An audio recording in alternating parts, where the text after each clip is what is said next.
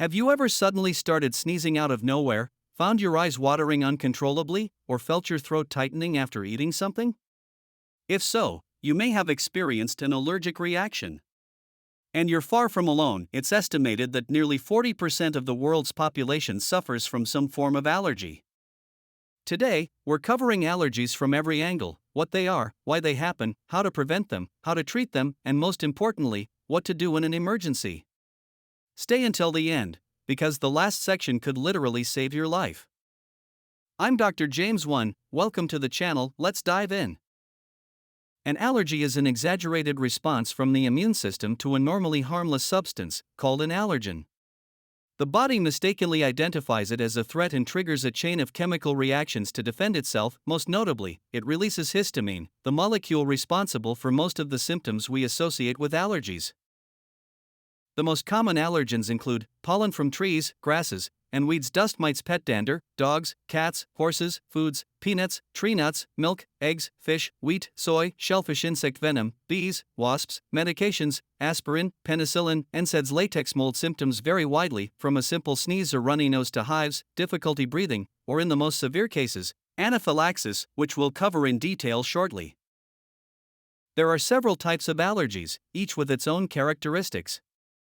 Allergic rhinitis, hay fever, the most common type. It causes sneezing, a runny nose, nasal congestion, and watery eyes. Often seasonal and triggered by pollen. Allergic asthma, when the allergic reaction affects the airways, causing breathing difficulty, coughing, and chest tightness. It can be serious if left untreated. Atopic dermatitis and hives, skin reactions that cause redness, itching, swelling, or blistering. Can be triggered by contact with allergens, certain foods, or even stress. Food allergies, different from food intolerances. Here, there's a true immune response. Peanuts and shellfish are among the most common triggers of severe reactions. Insect sting allergies, the venom from bees and wasps can trigger reactions ranging from mild to life-threatening. Drug allergies, penicillin is the most common culprit, but many other medications can be involved. How do you find out if you have an allergy? Diagnosis should always be made by a specialist and allergist. The main methods are the skin prick test. Small drops of allergen extracts are placed on the forearm, then a tiny prick is made through each drop. If a raised bump, wheal, appears within 15 to 20 minutes, the test is positive. RAST or immunocap, blood test, measures the levels of specific IgA antibodies in your blood for each allergen. Patch test, used mainly for contact allergies, such as reactions to nickel or cosmetics. Please don't self-diagnose. Allergy symptoms can mimic many other conditions. Always consult a qualified healthcare professional. There's no absolute prevention, but there are many strategies to reduce your exposure to allergens and keep symptoms under control. For dust mite allergies, use allergen-proof mattress and pillow covers. Wash bedding weekly at 60 degrees Celsius 140 degrees Fahrenheit. Remove carpets and stuffed animals from the bedroom. Use an air purifier with a HEPA filter. For pollen allergies, keep windows closed during peak pollen hours, early morning and evening. Check the local pollen count forecast. Shower after spending time outdoors. Wear wraparound sunglasses outside. For food allergies, always read food labels carefully. Inform restaurants and cafes about your allergy. Prevent cross-contamination in your own kitchen. Carry a written allergy action plan at all times. For insect sting allergies, avoid strong fragrances and bright-colored clothing outdoors. Keep your body covered when in nature. Never leave open drinks unattended outside.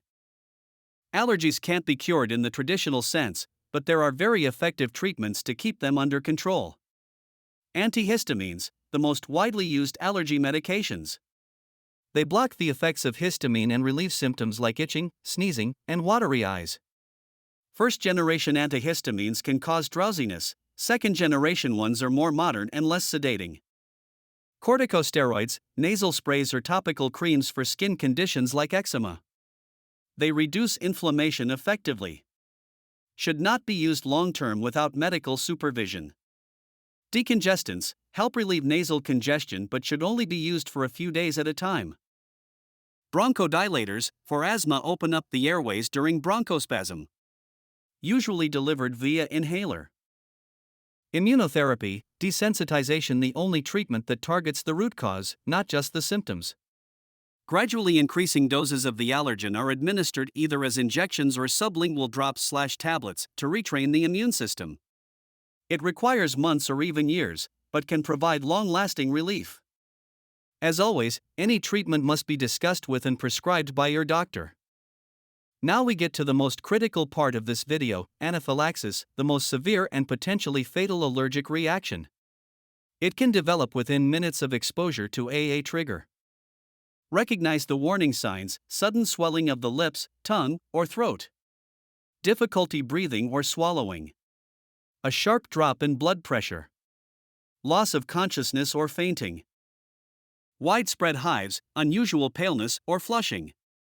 Nausea, vomiting, or severe stomach cramps. A sudden sense of doom or panic. What to do immediately? 1. Call 911 or your local emergency number without any delay.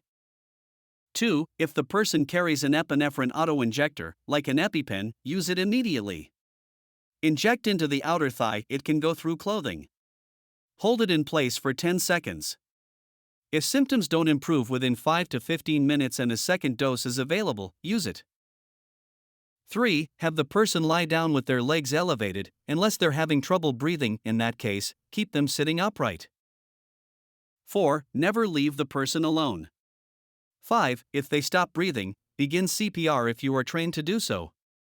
6. Even if symptoms improve after epinephrine, go to the emergency room immediately. A biphasic reaction, a second wave of symptoms, can occur hours later. If you have severe allergies, talk to your doctor about carrying an auto-injector at all times, and make sure the people around you know how to use it. Allergies in children are becoming increasingly common.